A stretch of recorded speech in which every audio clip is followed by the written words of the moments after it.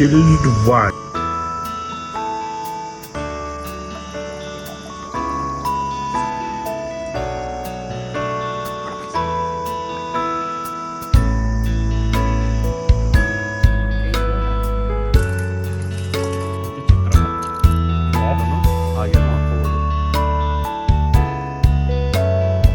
Hello everyone, welcome back to means world.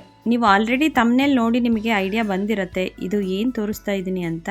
Red wine already 24 days ಆದಮೇಲೆ ಇದು red wine prepare ಆಗಿದೆ. ಇದನ್ನು ಹೇಗೆ ನಾವು ಸ್ಟೋರ್ ಮಾಡಬೇಕು, ಹೇಗೆ ಇದನ್ನು ಪ್ರಿಸರ್ವ್ ಮಾಡಬೇಕು ಅನ್ನೋದನ್ನು ಇಲ್ಲಿ ನೆಕ್ಸ್ಟ್ ತೋರಿಸ್ತಾ ಹೋಗ್ತೀನಿ.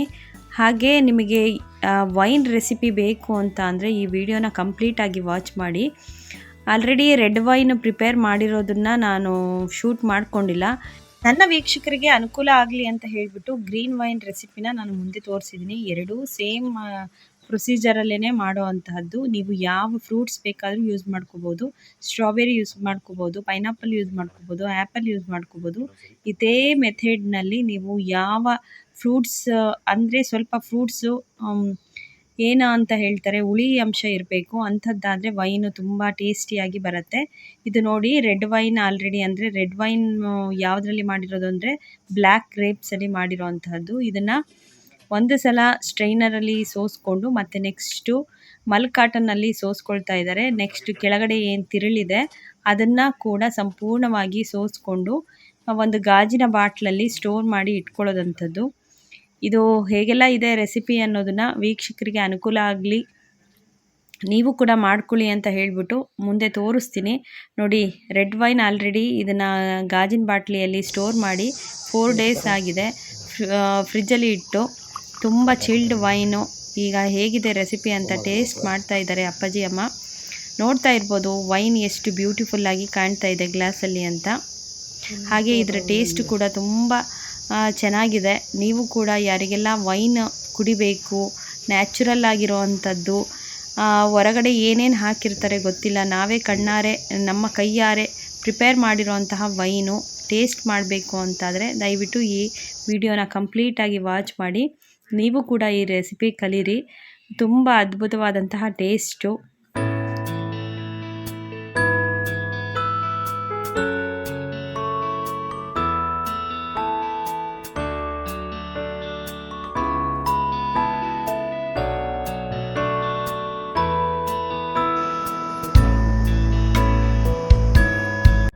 ಇಲ್ಲಿ 3 kg ದ್ರಾಕ್ಷಿ ತೊಗೊಂಡಿದ್ದೀವಿ. ಇದನ್ನು ಚೆನ್ನಾಗಿ ವಾಶ್ ಮಾಡಿಬಿಟ್ಟು ಡ್ರೈ ಆದಮೇಲೆ ಇದನ್ನು ಕೈಯಲ್ಲೇ ಹಿಚುಕ್ತಾ ಇರೋದಂಥದ್ದು. ಜಾಸ್ತಿ ಪ್ರಮಾಣ ಆದರೆ ಅದನ್ನು ಬೇರೆ ಮೆಥಡಲ್ಲಿ ಅದನ್ನು ಕ್ರಷ್ ಮಾಡ್ತಾರೆ. ಆದರೆ ಇದು 3 kg ಆಗಿರೋದ್ರಿಂದ ಕೈಯಲ್ಲೇ ಅದನ್ನು ಚೆನ್ನಾಗಿ ಕ್ರಷ್ ಮಾಡಿಬಿಟ್ಟು, ಅಂದರೆ ಚೆನ್ನಾಗಿ ಕಿವುಚಬೇಕು. ಫಸ್ಟು 2 ಪೀಸ್ ಆಗೋ ರೀತಿಯಲ್ಲಿ ಪ್ರತಿಯೊಂದನ್ನು ಪೀಸ್ ಮಾಡ್ಕೊಳ್ತಾ ಇದ್ದಾರೆ. ಹಾಗೆ ಆಮೇಲೆ ದೊಡ್ಡದಾಗಿ ಕ್ಲೀನಾಗಿ ಕ್ರಷ್ ಮಾಡಿಬಿಟ್ಟು ಅದರಲ್ಲಿರೋ ಅಂತಹ ಜ್ಯೂಸ್ ಎಲ್ಲ ತೆಗೆಯುವಂಥದ್ದು. ಯಾವುದೇ ಕಾರಣಕ್ಕೆ ಗ್ರೇಪ್ಸ್ನ ಸಪ್ರೇಟ್ ಮಾಡಬೇಡಿ. ಹಾಗೆ ಮಿಕ್ಸರ್ ಗ್ರೈಂಡರಲ್ಲಿ ಅದನ್ನು ಪೇಸ್ಟ್ ಮಾಡಬೇಡಿ. ಮನೇಲೇ ಮಾಡ್ತಾ ಇರೋದ್ರಿಂದ ಕ್ಲೀನಾಗಿ ಹ್ಯಾಂಡ್ ವಾಶ್ ಮಾಡಿಕೊಂಡು ಇದು ಪ್ರಿಪೇರ್ ಮಾಡ್ತಾ ಇರೋವಂಥದ್ದು. ತುಂಬ ಹೈಜೀನ್ ಮೇಂಟೈನ್ ಮಾಡ್ತೀನಿ ಅಂತ ಆದರೆ ನೀವು ಗ್ಲೌಸ್ ಹಾಕ್ಕೊಂಡು ಕೂಡ ಇದನ್ನು ಕ್ರಷ್ ಮಾಡ್ಬೋದು.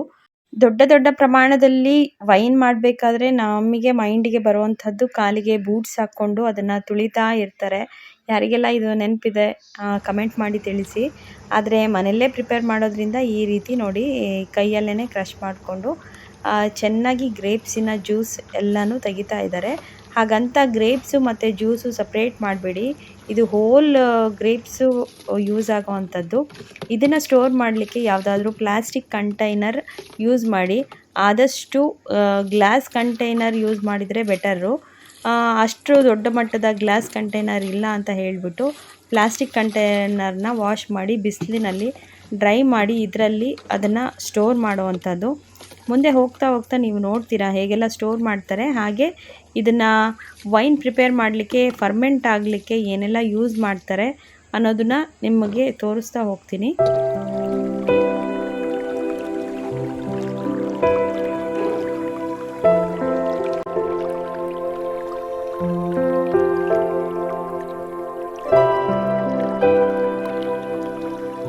ಈ ರೀತಿ ಒಂದು ಪ್ಲಾಸ್ಟಿಕ್ ಕಂಟೈನರಲ್ಲಿ ಕ್ರಷ್ ಮಾಡಿರುವಂತಹ ಎಲ್ಲ ಗ್ರೇಪ್ಸನ್ನು ಹಾಕಿ ಇಟ್ಕೋಬೇಕು.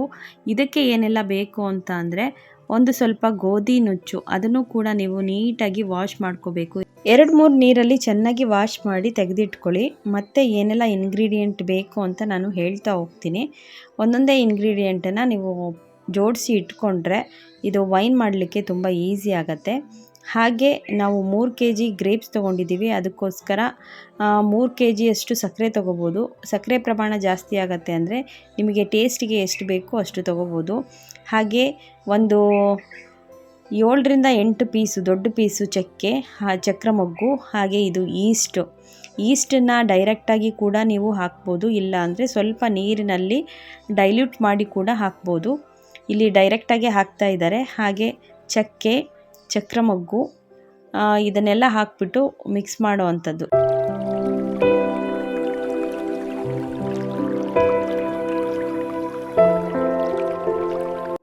ಈಗ ಆಲ್ರೆಡಿ ತೊಳೆದಿಟ್ಟಿರೋಂತಹ ಗೋಧಿ ನುಚ್ಚು ಮಿಕ್ಸ್ ಮಾಡ್ತಾ ಇದ್ದೀವಿ. ಗೋಧಿ ನುಚ್ಚಾದರೂ ಮಿಕ್ಸ್ ಮಾಡ್ಬೋದು, ಇಲ್ಲ ಅಂತ ಅಂದರೆ ನೀವು ಅಕ್ಕಿನಾದರೂ ಹಾಕ್ಬೋದು ಈ ಜಾಗದಲ್ಲಿ. ಗೋಧಿ ನುಚ್ಚು ಮತ್ತು ಅಕ್ಕಿ ಯಾಕೆ ಹಾಕ್ತಾರೆ ಅಂತ ಅಂದರೆ ಫರ್ಮೆಂಟ್ ಆಗಲಿ ಅಂತ, ಈಸ್ಟು ಕೂಡ ಫರ್ಮೆಂಟ್ ಆಗಲಿ ಅನ್ನೋ ಉದ್ದೇಶಕ್ಕೋಸ್ಕರ ಹಾಕುವಂಥದ್ದು. ಈಗ ಸಕ್ಕರೆ ಮಿಕ್ಸ್ ಮಾಡ್ತಾ ಇದ್ದಾರೆ. ನಿಮಗೆ ರುಚಿಗೆ ತಕ್ಕ ಅಷ್ಟು ಸಕ್ಕರೆನ ಯೂಸ್ ಮಾಡ್ಕೋಬಹುದು. ಹಾಗೆ ಚಕ್ಕೆ ಮತ್ತು ಚಕ್ರ ಮೊಗ್ಗು ಆಪ್ಷನಲ್ಲು, ನಿಮಗೆ ಸ್ಟ್ರಾಂಗ್ ಫ್ಲೇವರ್ ಬೇಕು ಅಂತ ಆದರೆ ಮಾತ್ರ ಯೂಸ್ ಮಾಡಿ, ಇಲ್ಲ ನಮಗೆ ಬೇಡ ಸ್ಟ್ರಾಂಗ್ ಫ್ಲೇವರು ಅಂತ ಆದರೆ ಅದನ್ನು ನೀವು ಸ್ಕಿಪ್ ಮಾಡ್ಬೋದು.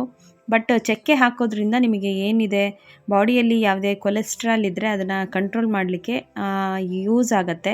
ಯಾಕೆ ಅಂದರೆ ಇದು ಫರ್ಮೆಂಟ್ ಆಗಿರೋದ್ರಿಂದ 24 ಡೇಸು ಚಕ್ಕೆ ಅದರಲ್ಲೇ ಅದು ಫರ್ಮೆಂಟ್ ಆಗಿರೋದ್ರಿಂದ ಪ್ರತಿಯೊಂದು ಅದರಲ್ಲಿರುವಂತಹ ಅಂಶನ ಬಿಟ್ಕೊಂಡಿರುತ್ತೆ.